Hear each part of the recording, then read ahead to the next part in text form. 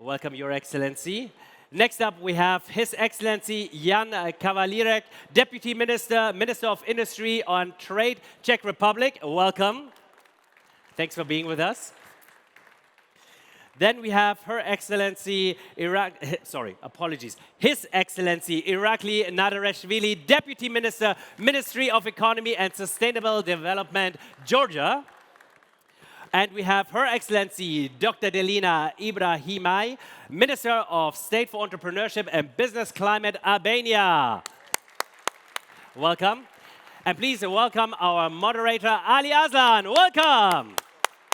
Over to you. Hello, everyone.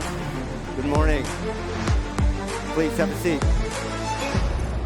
Thank you so much, Flo, for this very kind introduction. And after starting this morning in such an energetic and upbeat fashion, let's keep it this way, because the topic here at hand is indeed a very crucial and essential one. We are talking, of course, about how AI is reshaping economies and societies all around the world. We have four countries, Emirates, here represented on this very stage to give us an insight on how their countries, on how their entities, on how their emirate is handling this very delicate and essential subject matter. Let's dive right into it, Your Excellency. Thank you so much for being with us. Dubai, of course, the UAE at the end of the day, Dubai, Abu Dhabi, both of them extremely dynamic and globally recognized hubs of technology, of AI, of innovation and tech.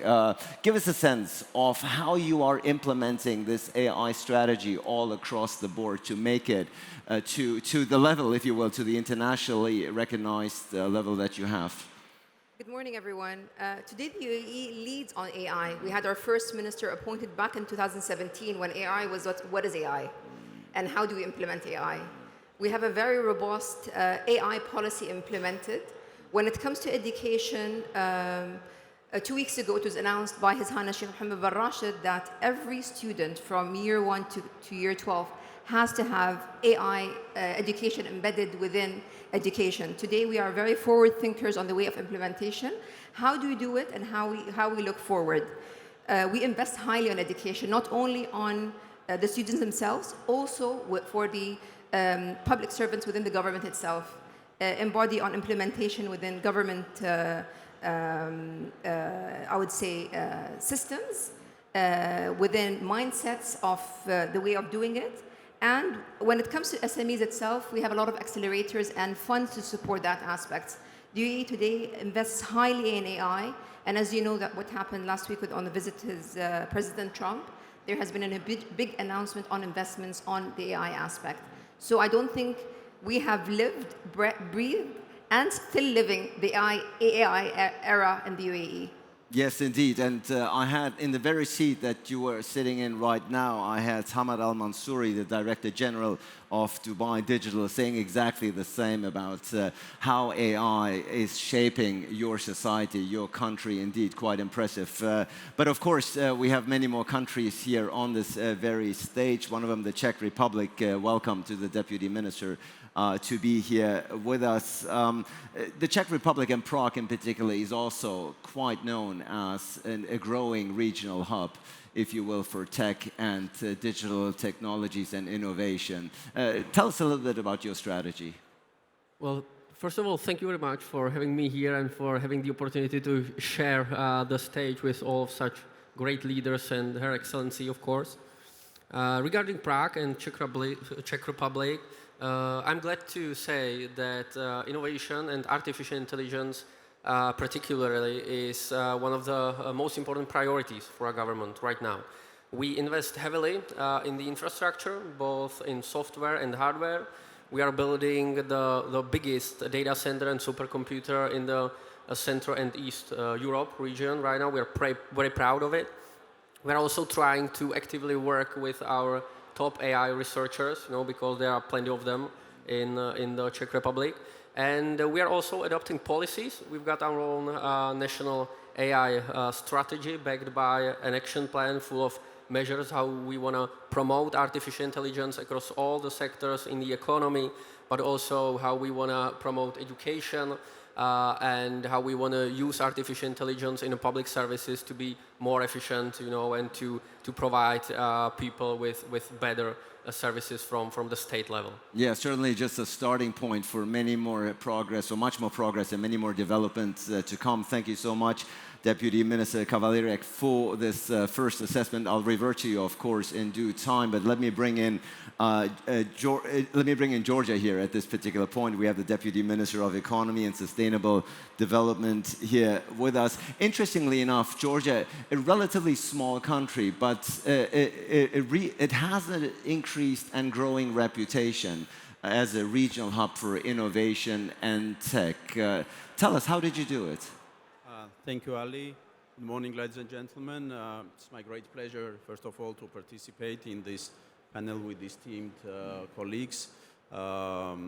Indeed, Georgia has become recently one of the interesting places for regional startups, for tech community in general, but of course this was not the case several years ago. Actually, the entire innovation startup ecosystem in Georgia is very young, not older than 8 years, and this is where we actually started its development from the very scratch, when a few people had a very good understanding of what the startup nature was and how the venture capital worked, and what would the ecosystem in generally would look like. So this was the government's decision to step in, to intervene, and to start this risky investment. And we started investment in different directions, including the direct investment in the startups. And for multiple years, actually, the government funds were the only source of finance for local startups. But also we started the investment in infrastructure, in the development of network, of mentorship, of accelerators. We established venture fund eventually, so on and so forth. So whatever is necessary to create this ecosystem. And we think that although the journey was very short, it was quite dynamic and also successful, because we have now Georgian startups with successful exits, with successful acquisitions, scaling up globally in different areas, including AI. The amount that government directly invested in the startups has generated 13 times in economic revenue in terms of investment that they raised and in terms of revenues they generated. And of course, this was not the standalone project by the government, but rather part of our broader economic view and policy to build open, liberal, and knowledge-based economy. And let me quickly tell you about our economic development in recent years. We had outstanding GDP growth in the last 4 years, double-digit growth in 2021 and 2022, followed by over 8% GDP growth in recent 2 years. We had record-breaking FDI inflow in our country, including from tech industry, which amounted in the same period to almost 7% of countries' GDP. So now the whole idea and the ultimate goal is to maintain this level of development, to increase the productivity in different sectors, and to attract more tech investment. So this is where AI comes to the scene, and we have pretty much the same receipt of how we approach this, to diversify through different sectors, including government sectors, including public services, including private sector, healthcare, education. It's very clear from the numbers you have provided here that your country has made great strides economically, and AI and tech certainly play a large part in that. Thank you for this first assessment. And of course, as you pointed out, it goes for all of those here on stage. The government is paving the direction and is forming the strategy. And that is why it's so important to have leaders who understand that. In Albania, of course, Prime Minister Edi Rama has just been re-elected. And your country is making remarkable strides in digital transformation. I looked up some of the numbers. Tell us how you did it. Hi, everyone. Thanks for the introduction, Ali. I want to start telling this about asking the public. How many of you have heard about Albania? And how many of you have been to Albania? Okay, Much Trixie, less. I see another GITEX coming. Yes, GITEX Tirana announcing it, 2027. Maybe, yes. We'll see. I'm sure that 10 years ago, but even 5 years ago, the situation was not like that. And these ratios here are the same in many sectors. So we had a vision, the Prime Minister had this vision, that we are a small country with big ambition, and we want to be bold, and we want to be noticed, and we want to be seen, and we want to close the gap between Albania and the rest of the Europe. So innovation and technology-driven innovations and AI is the answer of this. So we started by leading this through government policies. We took the government where, in a moment when everything was paper-based and technology was not even part of any of public services, but also of the private sector. Now, Albania has 95% of its services provided in electronic means. So the government decided to be the front runner in guiding technological advancement in the country. And with doing this, we gave the opportunity to the private sector to develop in this direction. 10 years ago, the private sector, we have very little talent in IT, in technology. Now the numbers are more than 5 times.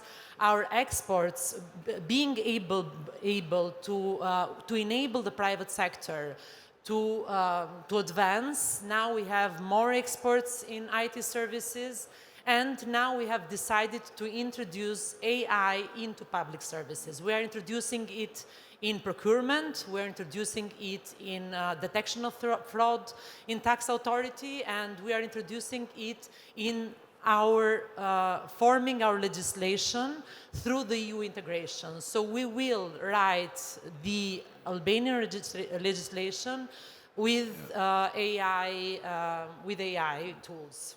Yeah, very, very impressive indeed to hear from all of you in the first round about the great strides that all of your countries have made when it comes to turning themselves and itself into a hub for digital transformation here, from one Minister of State to another.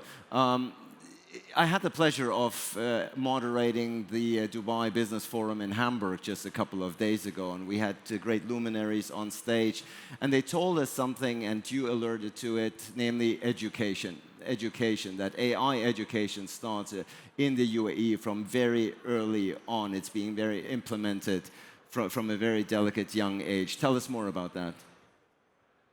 So with the appointment of the new Minister of Education and how the world is today changing from being so digital savvy and the means of changing all our digital service within the government, I have one application that has everything.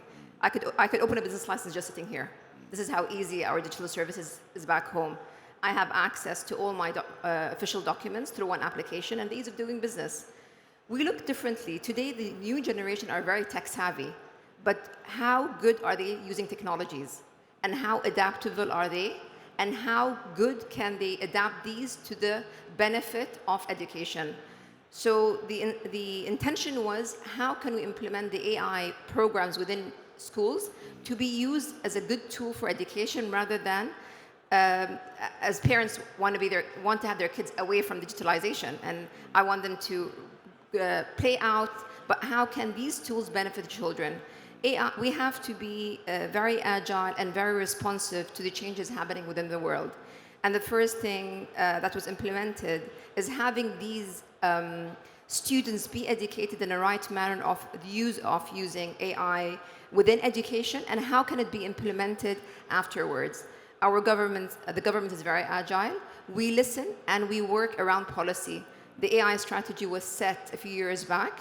But the agility we have today when it comes to policy changing and the embedding of education, not only for our students, but also for the government employees. It's mandatory to have the understanding of AI and implementation. In 2020, we had our first university, Mohammed bin Zayed University in Abu Dhabi, focusing on AI, and we have graduates from all around the world, our students from all around the world come to Abu Dhabi to get their education and AI certification. Yeah, the investment in education here, very key. Can't start early enough. Deputy Minister Kavalírek, very briefly, bring all of you in here on this very vital and crucial issue of education when it comes to AI. How does it work in the Czech Republic? Well, of course, I agree with Her Excellency that education is the #1 priority, because I read a survey in the European Union, like, 3 weeks ago, something like that, that 45% of people are still afraid of artificial intelligence, that they will take their jobs, that they'll seize the job, etc. And I think that it comes down to the education. We have to educate people that it's a tool, it's a tool, not a threat. We have to adapt to it. And if we will use it properly, we will be more effective and it will help us in doing our jobs better. And this must start from the very beginning, from the private schools, through high schools to the universities. So, of course, we are working with the Ministry of Education in the Czech Republic to implement these policies and to promote education, both in schools, but also reskilling programs and education in companies. Yes, indeed. We, of course, as colleagues underlined, we consider AI not as another technological upgrade, but a fundamental pillar of economic development and society development in general. So in Georgia right now, we are busy with preparing the national-wide AI strategy, which contains different dimensions, and I can truly say that education is one of the major pillars of this strategy, upskilling and reskilling the population, businesses, private sector. We are working with the World Bank. We are working with the advanced economies. We are partnering with Israeli. We are partnering with UK, with different authorities, counterparties. And we are trying to bring to Georgia the best experience in every field, including education, because we believe that this will be fundamental in succeeding in the global arena of competition for economic development, for public service delivery, and education is fundamental, of course. Minister of State Ibrahimaj, also very briefly, your perspective on the importance of starting and investing in AI education as early as possible. Well, we have already started that, so we are convinced that the young generation should be educated. So we have started with the first 100 schools where coding is part from the first year in the elementary school.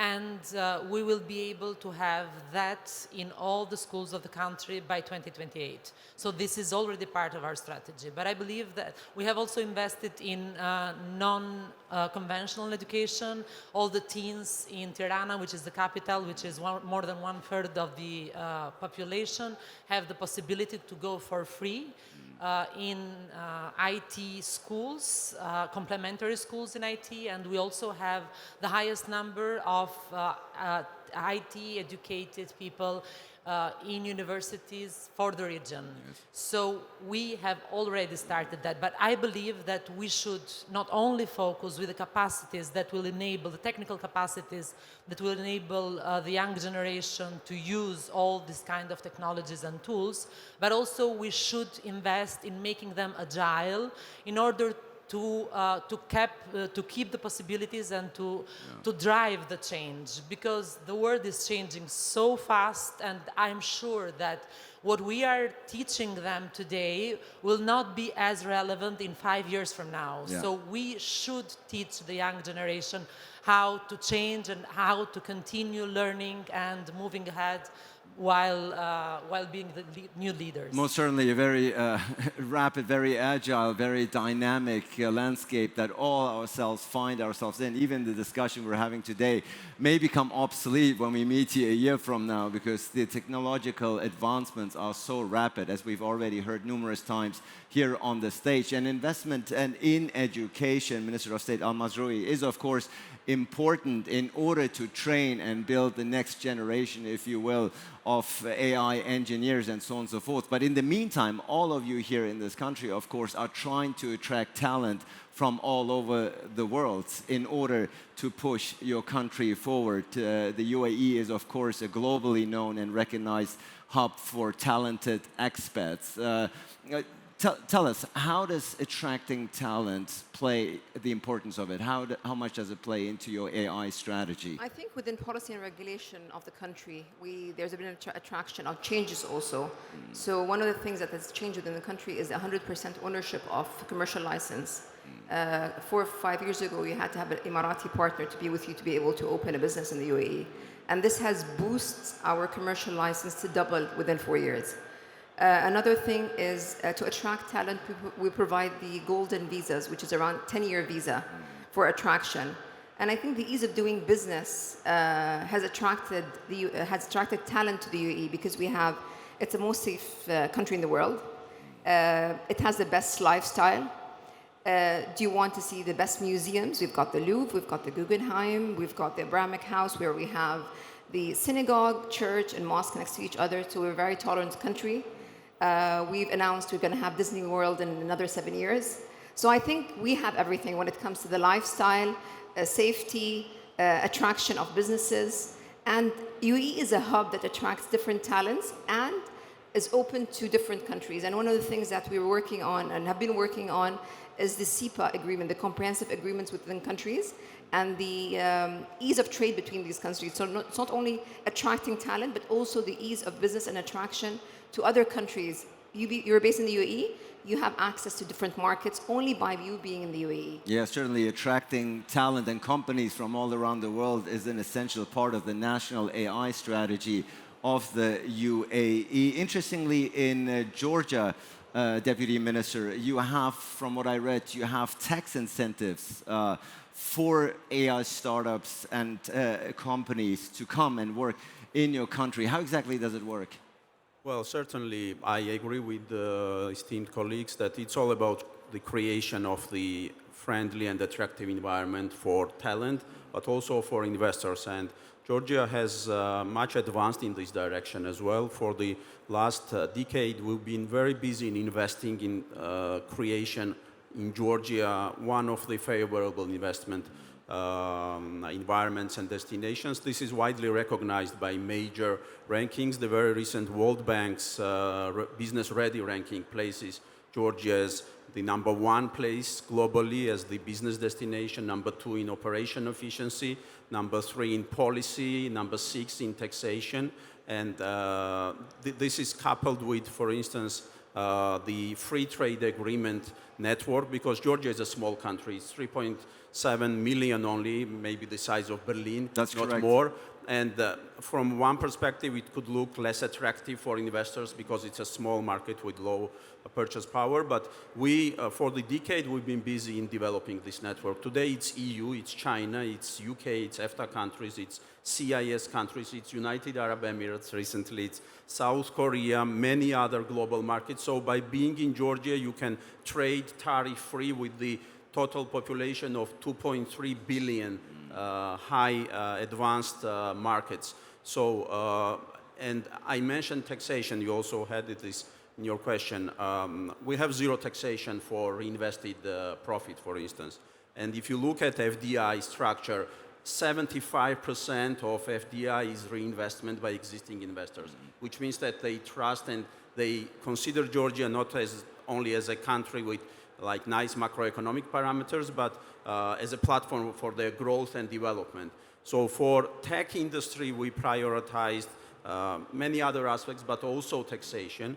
We have special status for global tech company, 5% of corporate profit tax and 5% of personal income tax for their employees. And within 3 years, we managed to bring to the country more than 150 global technology companies with tens of thousands of high-level talent, which are today part of our ecosystem. We invest in education, as we discussed recently, heavily. Thousands of, hundreds of different courses, high-level educational programs freely available for population, for youngsters, but for actually any segment of our tech community. Right. So this is how we approach the positioning of Georgia as interesting and attractive place for tech companies, large tech companies to come and grow in Georgia. Well, 0% taxation on profit, that doesn't sound too bad. I don't know if Albania can match that, but what is for sure is that Albania has become a hotspot for startups, also attracting talent, the talent that everybody here is looking for, individuals, engineers, companies. How are you faring? All has been said, so it's very true that it's important to have a flexible regime of taxation. It's important to have very easy of doing business. It's important to have easiness of coming to the country. It's important, like Albania, to be in a fantastic location with fantastic food, with fantastic nature and everything else. So the country brings other potentials. But it's also important to have a flexible legislation in general. And since we're not yet part of the EU, we don't have all the restrictions that the EU has in terms of AI, in terms of using technology, which is a good and a bad thing. But I see it as a potential, as an opportunity in this moment, because we do have strong ethical standards, but not as strong as in the EU, which allows companies to create, to be more flexible into the creation of new technologies